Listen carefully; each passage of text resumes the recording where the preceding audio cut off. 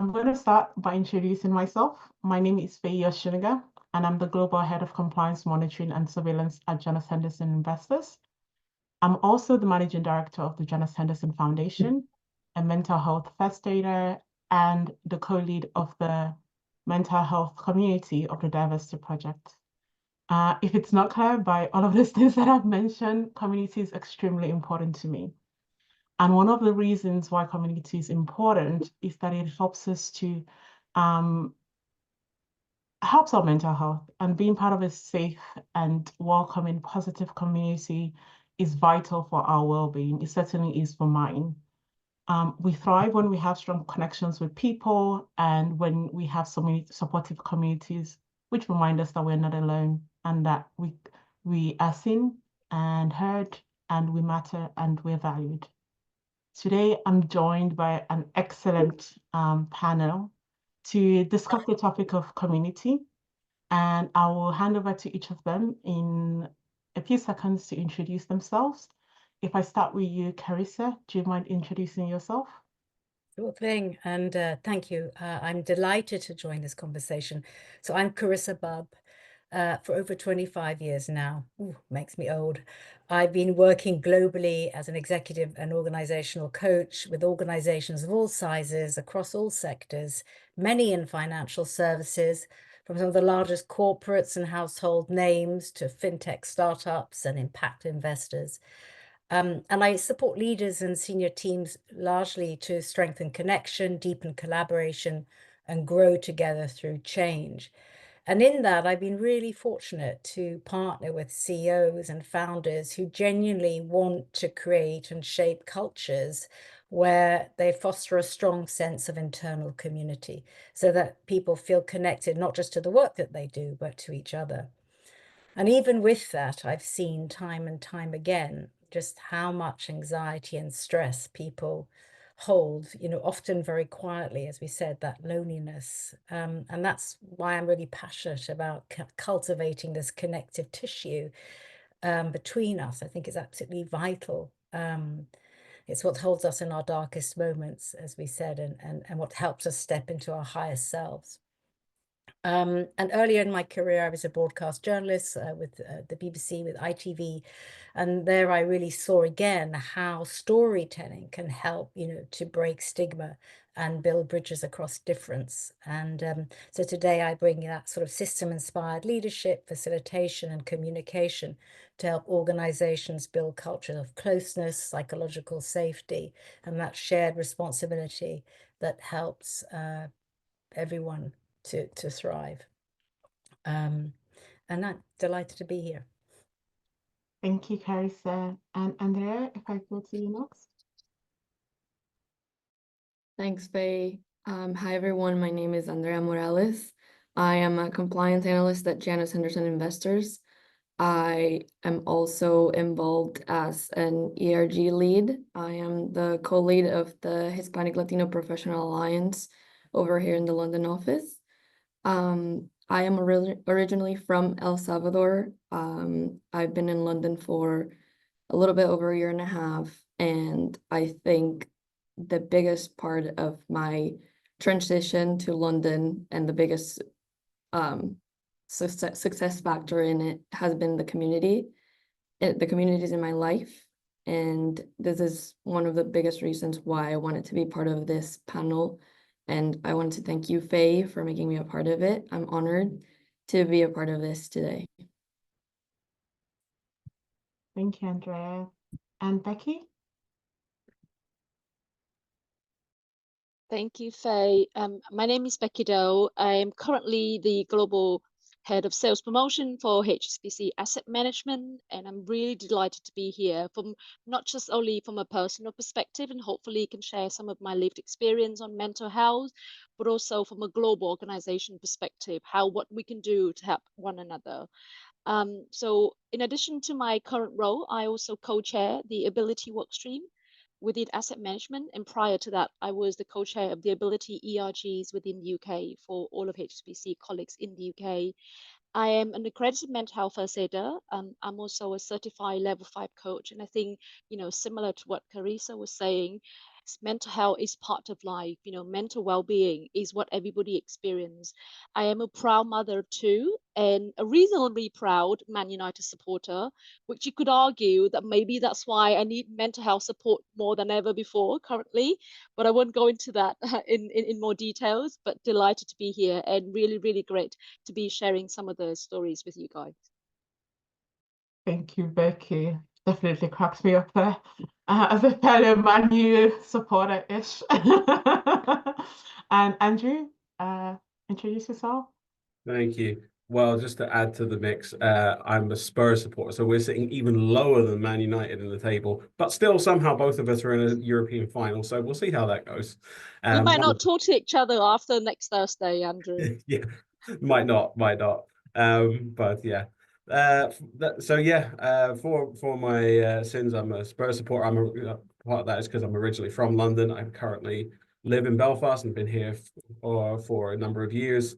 I work as an analyst in actuarial pensions, risk transfer sort of work in Mercer, which is one of the Marsh McLennan companies. I'm a co-chair of our UK Pride Network for LGBTQ plus colleagues. Big shout out to the T at the minute as well, getting a hard time of it, I'm afraid. But we see you. And the mental health toll that's taking. I've also been heavily involved in our mental health resource group as well, sharing a lot of my own lived experience.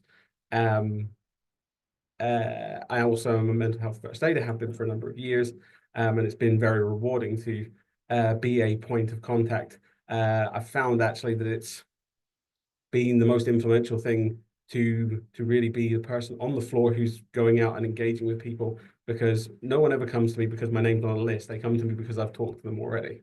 And it's that building of community and that authentic at the grassroots, having to actually invest and get it done and show up and say, here, this is me. So I'll probably will touch on it later, but have it my own extensive history of therapy, of mental health issues, of trauma, of developmental situations, and so on. And so, I think it's important that we name them, that we talk about them, that we normalize just being authentic. And that's what I want for my colleagues in the Pride group that I lead as well. It's just a space where anybody of any sort can be their authentic selves without having to mask and hide. And I think that's the biggest value, and that's how that's what community is people feel like they're part of a community when they can actually belong as themselves, not as some projected image that they think they need to be to fit some community. That's not community. That's a pretense. And I think the more we can build authentic community where there's genuine psychological safety, the more we will see people thrive. And when we see our people thrive, we'll also see our businesses thrive as well. So very happy to be here and join the discussion. Thank you, Andrew. And one of the things that you said there just reminds me to talk about what happens when you don't have good community, or when you are in a community but it doesn't feel like home for you. And just to throw some statistics, I mean, most of the people on this call are probably from financial services. We love numbers to a certain extent. So to give some numbers, loneliness and social isolation, according to a study done, can be as damaging to health as smoking 15 cigarettes a day. So we all know some of the health implications of smoking cigarettes. Just imagine the health implications of being lonely. Loneliness has also been linked to an increased risk of developing certain mental health disorders, including depression, anxiety, and increased stress. This was a study done by Mind. So when we are not in thriving, positive communities, it has a severe impact on our health, on our mental well-being, but also our physical health as well. That's why community is so important. We're going to talk a little bit about the definition of communities. We're going to talk a little bit about our personal experiences. But if I can just set the scene for when we're talking about community here, we're talking about people that are brought together by something that they share in common. This could be physical representation, it could be values, It could be something like being in a group of people that are trying to inspire change. It could be because you love Taylor Swift or Beyonce in my case. But the important thing is that a community should make you feel really good about yourself. You should feel safe and you should feel empathy towards others in your community as well. Of course, not all communities can be safe and healthy, and we are talking about what being in a positive community gives to you. So if I just turn around to Andrew first, can you just tell us a little bit about what community means to you specifically? Yeah, thank you. Community has been a thing that I would say, if I'm honest, I think I've often lacked a lot of. Certainly my growing up was quite isolated. It was quite a troubled home. It meant that actually we didn't have our own natural community, and it was very difficult to engage with, the safety was often in withdrawing from community to try and isolate from and segment a difficult home environment from the rest of the world. So community has been a thing that I've learned the importance of a lot through the lack of it. But it's been very important in the last couple of years, particularly. So not that long ago, I was signed off of work for a couple of months. I was in a very bad way, lots of things breaking down in my life and in myself. I would say it wasn't the first time, but it was definitely the most severe sort of episode of like, right, okay, this is all coming to get me essentially. And yeah, needed that time. And thankfully the business was very good, great support. I wasn't worried about the roof over my head or the check coming into my bank account. It gave me that bit of space, but within that was part of the need, especially post pandemic, where so much community and default community and association with people had sort of died off and shut down and got stuck into a rhythm of isolation. So actively building that has been very important. One of the ways that I started to do that was I joined an organization called Men's Circle, where we would have conversations like this, and there's a facilitated, structured format where people can come and where they have the floor and they can share and feedback and ask questions in a non-judgmental, safe space. Quite helpful as well, done online most of the time, so that again, you've got some anonymity, but where again it's like, right, okay, there's a group of people that are a resource for each other in their own mutual struggles and situations where they are. And that have been a very, very useful place to talk, because in all honesty, it's especially for men, I think it's quite common that we don't find spaces where, and we don't have, even if you can find individuals, actual sort of intentional spaces, it's very difficult to get people to have those conversations. And so to have a space intentionally dedicated to that, to build a community around the most vulnerable and difficult elements of our lives is a great value of building community, and has really helped us. Thank you, Andrew. And Carissa, if I come to you, when we were speaking and we've had a few conversations prior to today, one of the words that kept coming up was connectedness. What is your view on connectedness and that and belonging and connective tissue? Yeah, thank you. Well, just letting what Andrew said sink in a little bit. And, I belong to many communities, and having worked for myself for 25 years, professional communities are really important.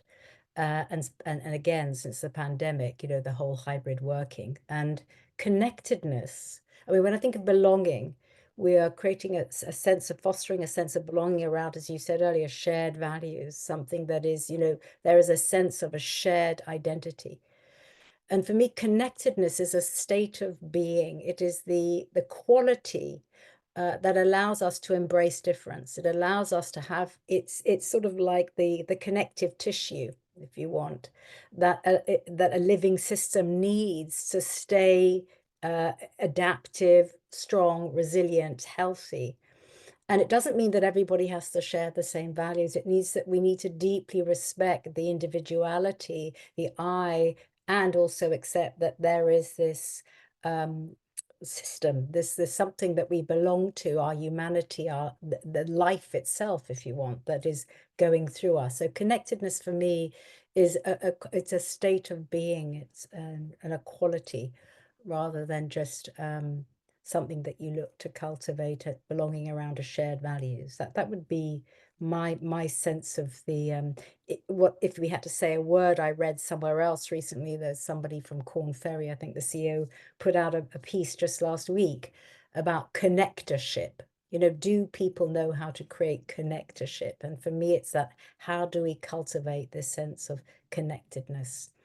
Streams of connectedness between teams, between all layers of an organization, across boundaries, virtually, etc. And it's a quality of presence that you can actually feel, that you can experience, and you know that it exists on a call in virtual spaces like this when it is present. That would be my answer. Thank you, Carissa. Thank you. And if we can go into some personal experiences, I know, Andrew, you already shared yours, and thank you for sharing. I was going to go to you, Becky. What has been, can you give an example of community and like a time where community has come through for you? Thank you, Faye, and thank you, Andrew and Carissa, for sharing what you've shared so far. I could really sense some of the, to your point, connections of what you share with my own personal life experience. If you ask those who know me, they'll probably say, you know, I'm one of the most positive person you could ever meet. And I vividly remember there was one time when a friend of me actually said this out of the blue. I can never imagine, Becky, you ever being sad. And that really stuck to my mind. And when I was sad, when I first had my first child, my eldest son, that was 10 years ago now, I was in the state of being really sad, but I just didn't know what it was. I just knew it wasn't right. But I carried on, as you know, being the mother, you just don't have a manual. So you just thought, you know what? It's just part of life. So you carried on. And it got worse. So when I had my second child, the symptom was really, really bad. But instead of reaching out for help, I actually locked myself in. I didn't know postnatal depression, that what it was at the time. I just thought, you know what, I feel embarrassed. I feel like I was failing as a mother. But at the same time, I can't give up because I have 2 children depending on me. And it's okay if I cry because sometimes I feel like actually, you know what, crying is good because you can release the emotion. So I locked myself in, isolated, and as usual, as you know, people we text each other these days, right? We do WhatsApp, etc. So I would have stream of WhatsApp messagings and text messages, and every single message I would just say, yeah, of course I'm fine. But one thing that one of my friend noticed was that I deliberately avoid any contacts outside of that sort of thing. So one day randomly she called me. She said, "How are you?" And I said, "Yeah, I'm fine."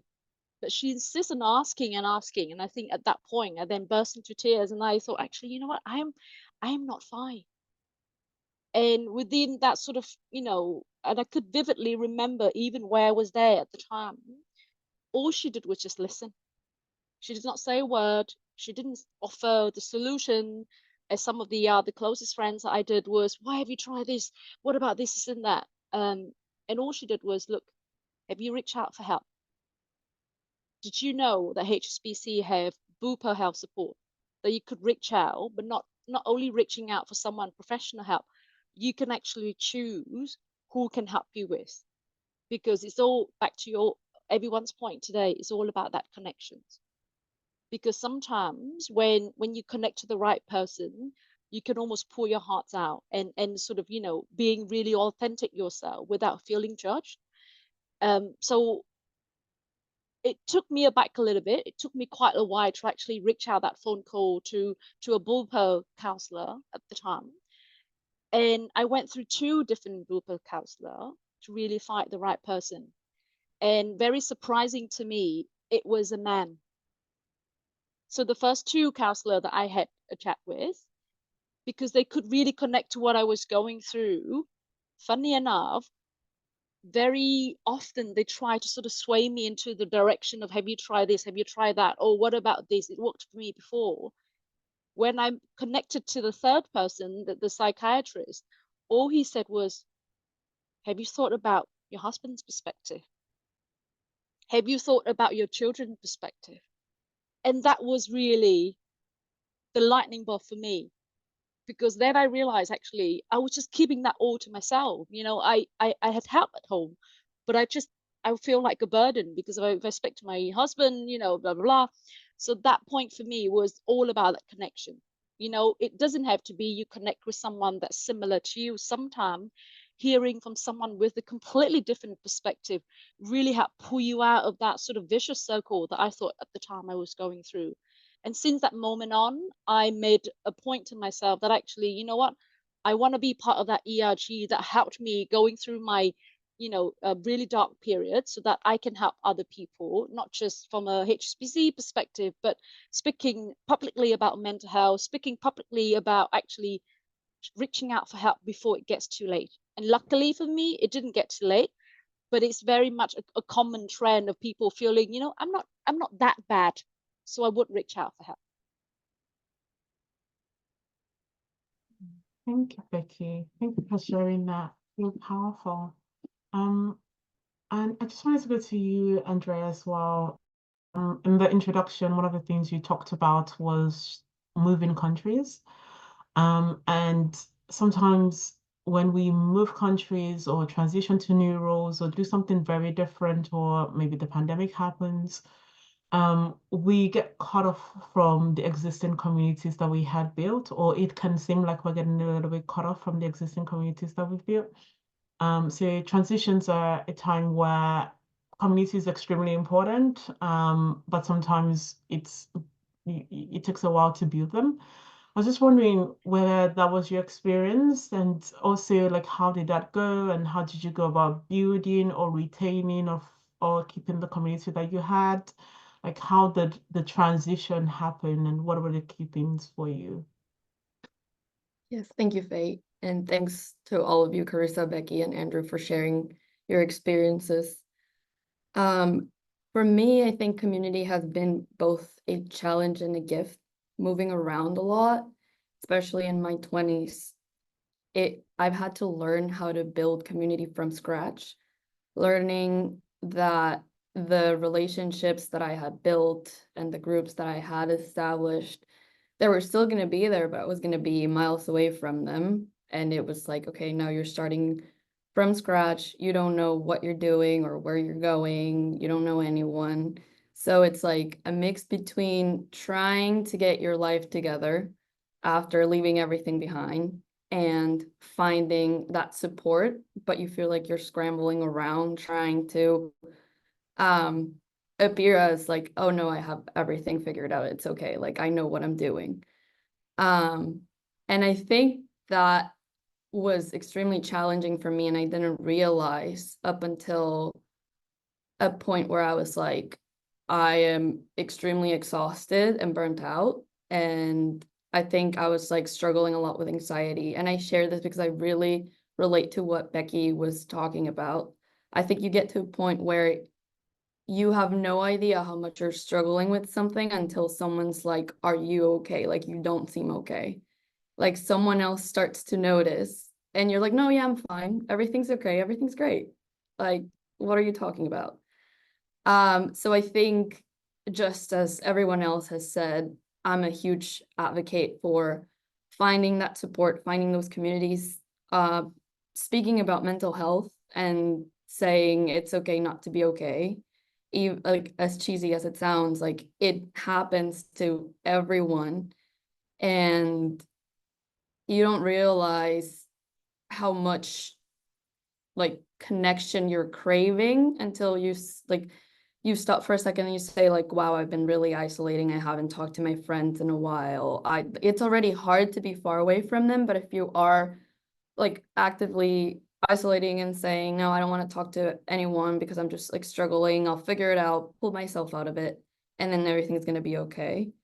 It's like you're not really helping yourself. You're damaging yourself a lot more and you don't realize it. And last year, like towards the end of 2024, I was going through a really rough period, and I was scared of showing that vulnerable side of being like, I need support, I need help. But my family, my parents, my brother, my grandma, like they're all amazing parts of my life. And they were all, even from like all the way from El Salvador, they said, we're here for you. We do know that you're not doing okay. So please like reach out for help. Let us know what you need. And then just like knowing that I had those people that cared about me and that were trying to help me feel better and, you know, pull myself out of that like low point. Um, it was huge for me. So I think that's why now I've really started checking a lot more on people and making sure that I'm also that community for them and creating that safe space, psychological safety, making sure that there's that sense of belonging and saying, you can come talk to me if you need. You don't have to tell me exactly what's going on, but I'm here for you if you need someone to listen. And I think I do that a lot more now because I've been in that position where I don't know what I'm doing. I don't know anyone, and I really appreciate it when someone else has like lend me that helping hand and they said like, hey, we know that you're new here, so what do you need from us? And I know that if there's someone else in that same position, I know how hard it is, so I always try to provide that support as well. If there's a few things I could draw out of the last few stories, is they've been magnificent to listen to, and really appreciate everybody's willingness to show up and be vulnerable with the truth. Yeah, I think it's the common theme there of like, right, we have to wait until we're so bad because before, you know, we can acknowledge there's even a problem. So I like to talk in pictures quite a lot, but you know, it is very like the dynamic we have is very like seeing a warning light appear on the dashboard of your car, go, well, it's still running, right? And we literally wait until the engine blows up. There's a puddle of oil on the road and nothing is moving before, oh, should do something about that, right? And that's not to say that every little thing needs, right, we need to go get professional help. In fact, I think the value of where we build real community is that we don't do that. So in a similar way, we don't immediately go to a professional chef every time we want to eat lunch. We can make a sandwich, or we can, you know, get lunch with people. We can cook together. We have resources to do that ourselves. But yeah, at the minute, I think the way our society is structured and the way mental health is so stigmatized that we feel that shame, and shame is by definition an isolator. That's its function, and when we fear that shame, we're fearing the lack of and being cast out of a community. And so yeah, actively building where we dismantle and disarm shame is building communities that build, and building communities builds that resilience where we can deal with the check warning. It's like, okay, right, I maybe need to ask my friend to help me top the oil up. That's all I needed, you know. And that's, but it's the, if we're feeling like that is a no-no and an uncrossable line, and there's a shame there, and we haven't actively disarmed it, then that's where we're going to be. And I find it interesting how the situation we have is it always does involve you're going to a therapist or a psychiatrist and potentially having to, I think rightly so, jump around and go, okay, not the right fit, this doesn't work, and potentially not always having great experiences. People don't understand that this is the case. We don't normalize these conversations, so people are lost and they're going, you know, and it's this thing where we have to commoditize. It's like, right, we need mental health support, so therefore there's a product for that, and you go somewhere else and you take that away from your day-to-day work and your day-to-day life. We extract it and do it somewhere separately over here because it's like, you know, dirty business. And then when you're fixed, you can come back and pretend that you're all fine again. And yeah, it's I think the more we can normalize and build this into the way we live and the way we work, I think that will pay dividends. So for anyone who on this call, for example, is a leader in their business, this is what we need to be thinking about, is how do we make this happen? Because everyone who works in your company has a life, and their work is like a boat on a sea, and that sea of life is always moving around. And we can try and ignore the fact that there are currents and there are winds, or we can say, right, we need to adjust course for this. We can't just separate that off. And the more we can integrate that rather than try and siphon it off, the more we can deal with that well and deal with the problems proactively, and the more we can build that resilience. And I think that's what we should be thinking is every time we have a Zoom call, the statistics will back up. It's like, you've got half a dozen people on that call, there will be someone on there who could have a conversation like this if there was space to do it. Yeah. That is the truth. And so, there's a great opportunity and a great need where we can really be a fundamental part of the community and the healing and the development and the connective tissue, as Carissa said, building together something far stronger than just the sum of the parts. And I would love to see that taken as proactively as it could be. Did you want to talk about? Can I build on something, Faye? I'm conscious Yeah, of no, time. Yeah. So I haven't shared I think the two stories I want to share is like, so when I was from 13 to 30, I really struggled with anorexia. So it came back like 3 times. And unlike what you described there, Andrew, that's pretty visible. A lot of some eating disorders aren't, but a lot of them are, and yes, you do have to go. I certainly did have therapy. But what I did from very beginning was to also share my story, even early on. And I just think, again, in terms of how do we really help create communication that heals? How do we really create this connective tissue? It's if we can find the courage within ourselves, to share our story, as we are doing here today, right now, because that creates just a little window for somebody to say, maybe there I can whisper, or there is somebody who might understand me in that moment where you just feel totally like you're the only person on earth, in my case, feeling like there's a skeleton behind your back, for just horrifying, kind of annihilating experiences. And then I'm probably the oldest person here, and I had to have my ovaries removed in my 50s, and early on, right at 50, and that triggered an early menopause. And I had no idea what was within 6 months. I couldn't speak a sentence. I was actually speaking live in a recording studio, and I was looking at somebody in the face, and I couldn't remember how to say anything. I mean, it was shocking. And I know that there are many, many women. And again, and I really want to put it in this call, because I think it's really important how that suddenly that sense of not being seen, of not knowing how to address it. I know it's menopause in its own right, but the mental health, the mental well-being element is massive for some people, not for everyone. And again, something that needs to be spoken to as a way of how can we normalize, back to your point of it's the sea of life. It's just part of this transition that we go through, the light and the dark of life. Yeah. So I just want to share that, because I think sometimes, yes, it's not visible. Sometimes it's very visible. And when it's very visible, actually having the courage to share your story, if you've been before, can be a really powerful way of being there for others. If I can add one more point, Faye, and thank you, Carissa, and completely agree with what you said about that sort of courage to even start the conversation.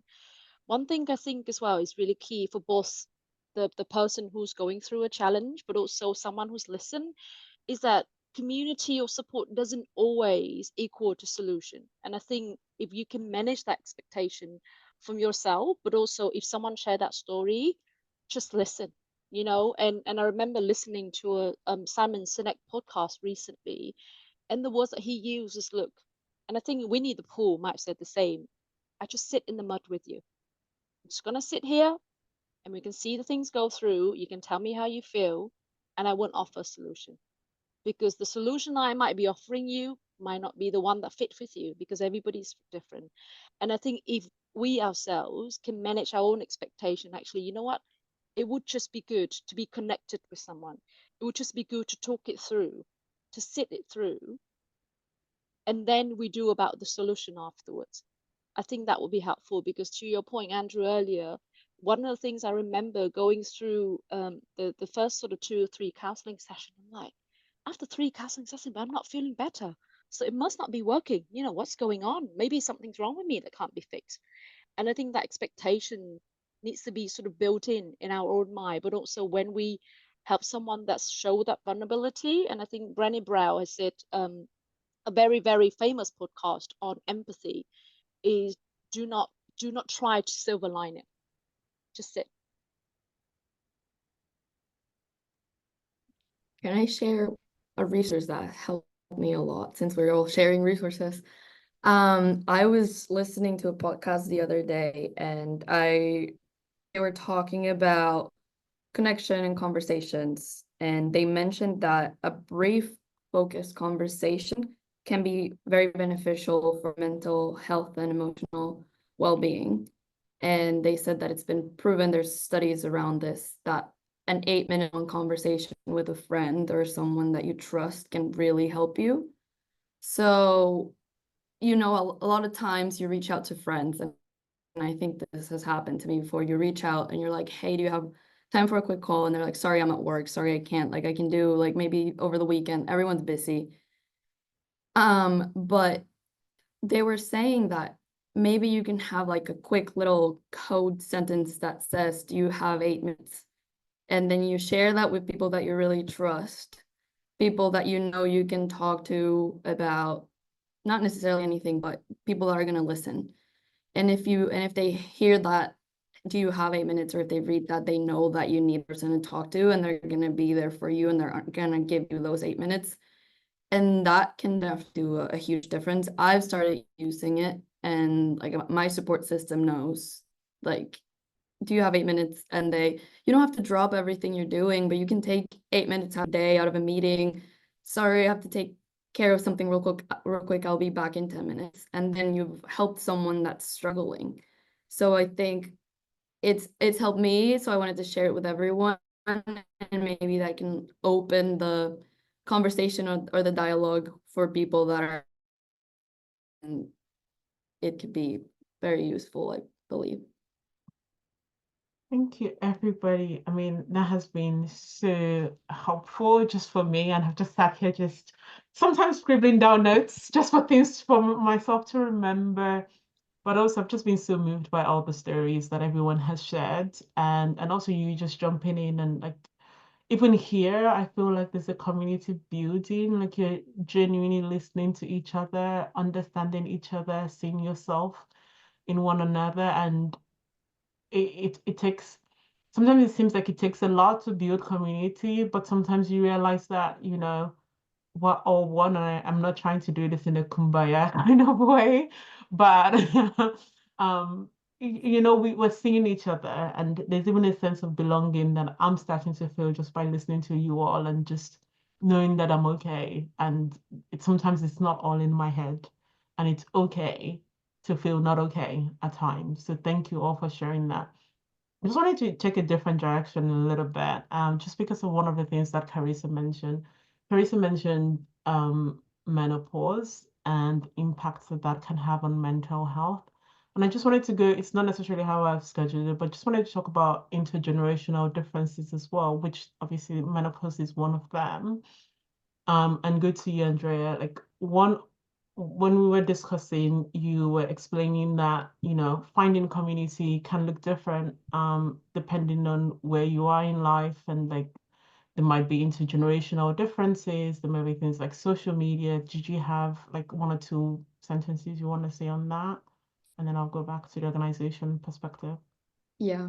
I think that thinking about the differences between generations and how we all find community is very important, because the way I find the sense of belonging or community might be different to the way that all of you do. I think I was talking to a friend the other day, and we were saying that when we were younger, it was a lot more common to go outside and play with your neighbors and say hi to them, good morning, and hang out with them. And I think that has like been slowly drifting away. I don't know if COVID has a lot to do with it. I think COVID really affected the way we all build communities, and also social media. I think from a Gen Z perspective, my generation feels like very lonely when it comes to, I think, comparing yourself a lot. Like social media can be a double-edged sword because it can help you stay connected, but it can also make you feel isolated because most of the time you're going to be seeing all the highlights of people's lives. And we all rely on staying in like connected through Instagram, TikTok, Facebook, all the other social media platforms. But you're also seeing all these like different like curated posts and lives, and you don't really know like what someone is actually going through. So I think that that has really affected the way we feel about ourselves and like maybe like our self-esteems. And I don't know why, like, or how to make it, how to change that. Because for me, for example, to stay connected with friends, I do have to use social media, but I also recognize that some, like, if I'm on social media too much, that can be like negative. So I don't know, maybe like creating those safe spaces, like those accounts and other things. Like I know that there's a lot of people that find comfort in online forums and blogs and discussions. So like finding those resources that are like, that speak to you and help you and things like that. But I thought it was just like an interesting point to touch on, because I definitely think that everyone needs that sense of belonging, but it's going to look different depending on what stage of life you're in. Yeah, thank you, Andrea. And just going to an organizational perspective. So one of the things that Andrew mentioned was the imperative that leaders have in not necessarily thinking of the creation of community or mental health as something separate that has to be dealt with separately, or that you go to another place, that it's all connected. I wanted to come to you, Carissa. So why should organizations care, and what is it about the creation of the sense of community that helps us together on the same mission? Yeah, it's just a small question.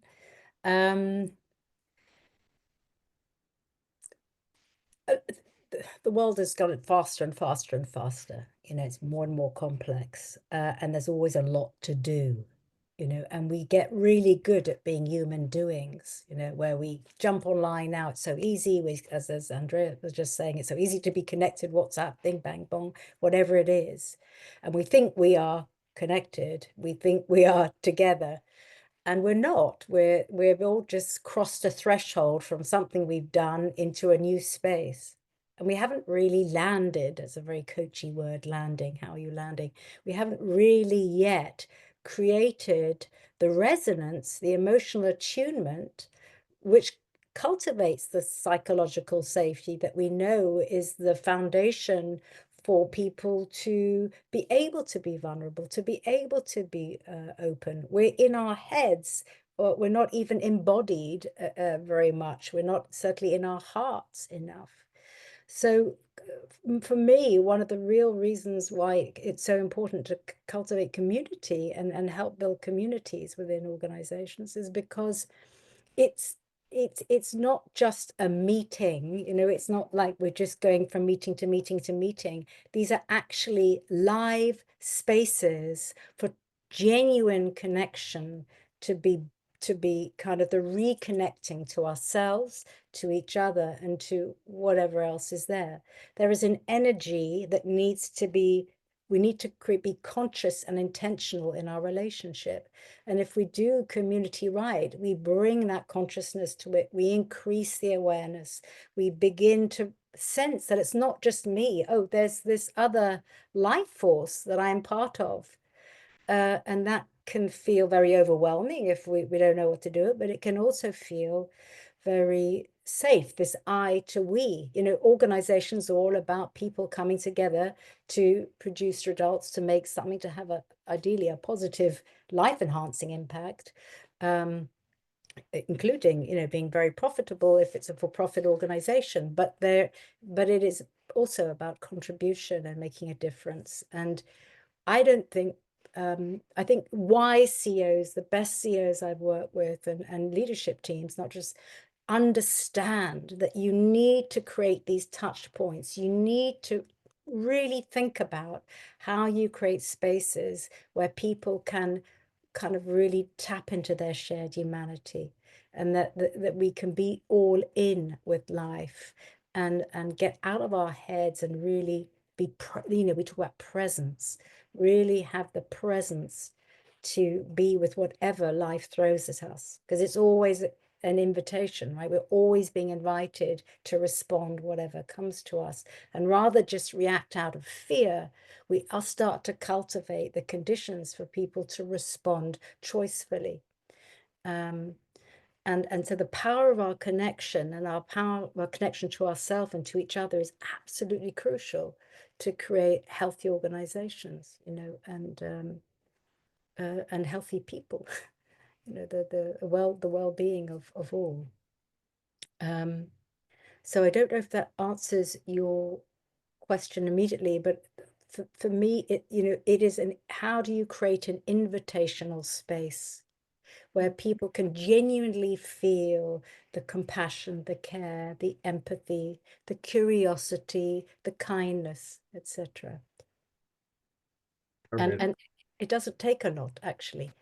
Just cultivating some stillness and not jumping straight to the agenda, putting the relationship before the task, it's just a principle that works every time.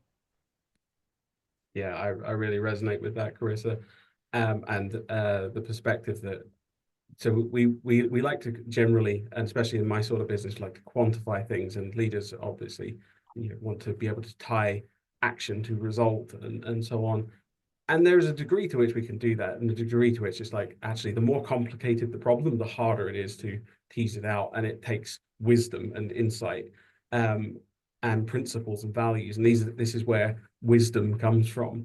I like what you said of the, if we're looking to build community, our approach is typically then to go, right, well, let's have a community meeting.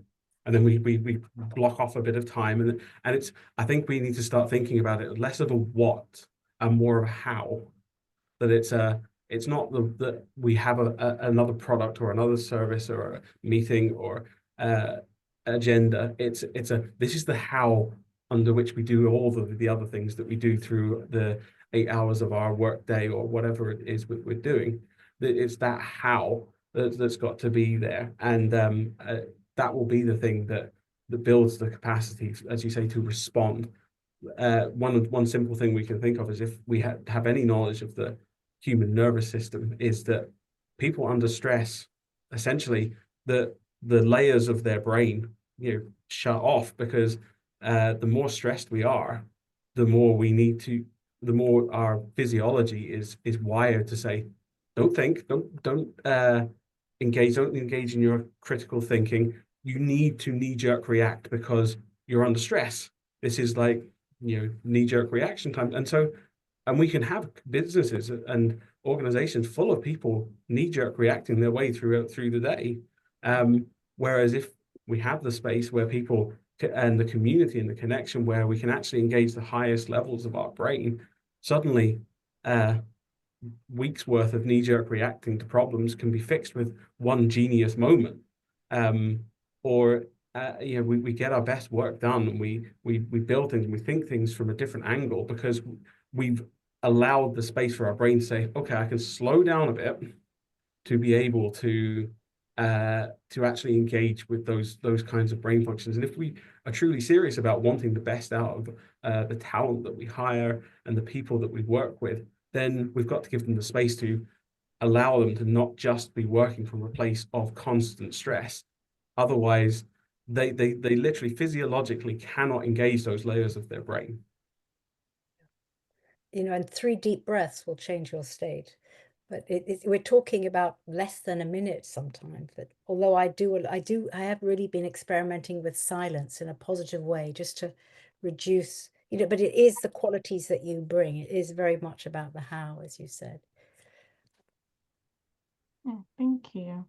And one of the ways in which people build communities in companies sometimes are employee resource groups. Today, we have 3 employee resource group ERG leaders on the call. I just wanted to come to you, Becky, just before we go to questions. Can you talk about ERGs and how they help foster, how they could help foster a sense of belonging in the workplace? Thank you, Faye. Yeah, so employee resource group, or we call them short ERGs because we love acronyms in professional settings. So at HSBC, it surprised me every time I say this to people. We have 18 employee resource group, 18 ERGs, all founded and led by employees, completely free to run their own space. And to Andrew's point, it's not about let's have a meeting, let's just assign ourselves tasks, etc. All of those community and the ERG was set up by literally 1 or 2 people having a conversation and find that connection between them and actually wanting to go and find people like them. So I give you a couple of examples. One of the newest sort of, strand of our ERG was the bereavement support group that was founded by 2 colleagues, actually experienced bereavement during COVID. And they felt really lonely at the time because they couldn't even get out of the house at the time. So they set a bereavement support group, just literally connect people that have been recently going through that experience. And most of the time they go there, they listen, they cry, they laugh, they don't even have to say anything. But that sense of being there really help people that feels a little bit like I'm not alone, I'm not on my own. A couple of other sort of support group that we set up as well, very similar to what has been discussed already, is the men mental health support group. Again, it started off by 2 people going to a pub for a pint, realized actually they have been talking everything, politics, football, rugby, you name it. But one thing that's really important to both of them, they forgot to talk about, was their mental health. And just that conversation, they started off and think, you know what, if this is the 2 of us, imagine how many other people out there. So I think that main mental health support group that we set up, I think started off with literally just Zoom invite, people forwarded to each other, and it's now a global support group because so more and more people just go there, listen, and they don't have to talk if they don't want to. So I think that sort of, sense of community employees, employee resource groups are really helpful. But I want to take a positive spin on this one because, again, we don't go to employee resource group because we have a problem to fix. We want to be there so that we feel belong. We want to go there to enjoy that connection with different people. And one of the things I keep saying to everybody is, look, ERGs do talk to each other. It's not a mutually exclusive that you can only join one ERG. I personally join 3 ERGs only because I actually want to learn from a different experience. So, 2 or 3 years ago, I did not know a lot about Pride Network. But since joining the Pride Network, actually, I can make so much connections and understand and listen to people and make that connection with every time we're doing accessibility, ability network, the disability and neurodiversity. And actually, there's a lot of intersectionality between different ERGs. So my advice to for those listening that maybe you don't have that ERG, set it up yourself. All it needs is one person, 2 people having that connections, and before you know it, you would find out so many more people are just experiencing the same thing as you do.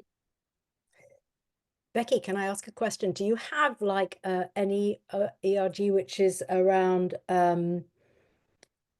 climate, like eco-anxiety? Yes, we do. Yeah. We have a climate actions group or climate sustainability action group. Yeah, definitely. Because I'm part of my local community, community resilience project.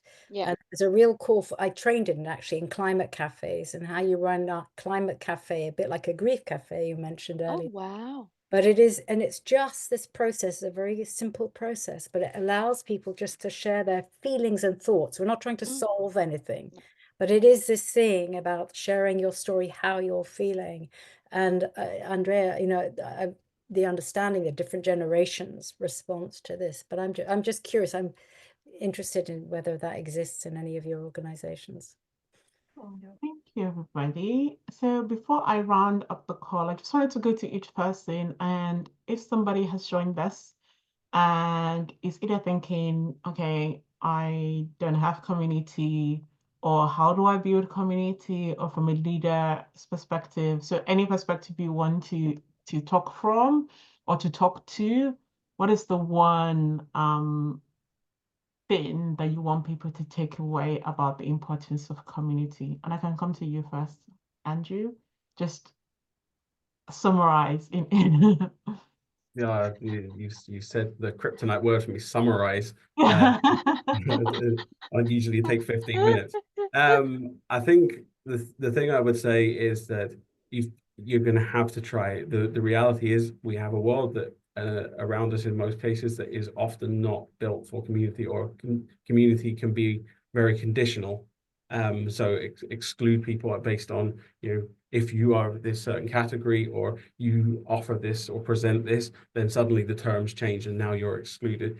So it's difficult and it will take work, but I believe it's worth it. And I think, yeah, you try, it's going to involve vulnerability.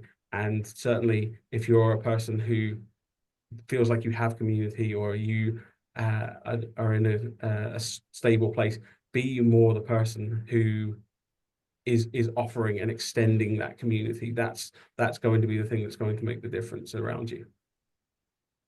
Thank you, Andrew. And Andrea? I think the biggest thing is, I would say, be patient when trying to find that community and that place that really makes you feel safe and included. Like, there's going to be a lot of trial and error when it comes to mental health stuff, finding a therapist, like reaching out for help. Like, you're not going to be okay from like one day to the other. It's like, oh, okay, like I had a therapy session, now I'm great.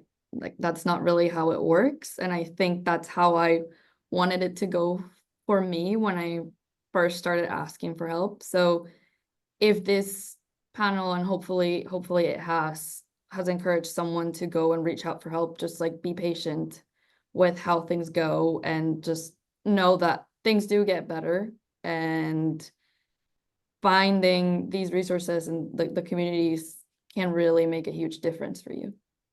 Thank you. And Becky? Thank you. So I would, my biggest advice would be curious. And the reason I said that is community is not always about having 1,000 or 100 of people with you. Actually, maybe be curious about the next person you speak to, because my strong belief is that you always find, if you dig deep enough, one thing that you always have in common with another person. If you haven't dig deep enough, you haven't been curious. And I think part of me being really nosy is about that connection. And once you find that connection, that is the first step of community right there for you, in front of you. Thank you. And Carissa?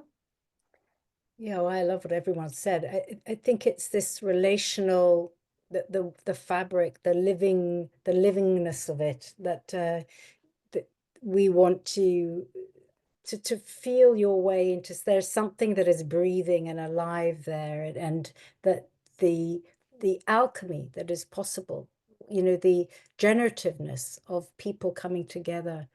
That once that's that curiosity, Andrea just said it, that sense of there's something there, and then just really being very gentle and kind. It takes a lot of little touch points, and then something starts to be woven together, and just it's to bring a sort of a care and a sense of you know, it's something that's living and it's breathing community. It's not a thing on a wall. It's not, it's something that is there and can be cultivated, but it takes a lot of, it just takes a lot of intention. I think this conscious, intentional relationship, the real desire to be in relationship and take hold and to show up. Not all the time, but I think that's maybe more than one thing. But how can you create an invitational space that wants people to keep coming back because they feel there is something more than just themselves that is nurturing them, you know? And I think that's it. That it's a sort of a field, if you want, for want of a better word. Thank you to this incredible panelists for sharing your experience. It's been amazing. It's been, to me personally, just learning more about the importance of community and mental health. And also thank you to everyone, all of the attendees that have joined this call. It's also been recorded, so some people will be watching it later. And go out there and be in your community, in your safe, positive community. Thank you all.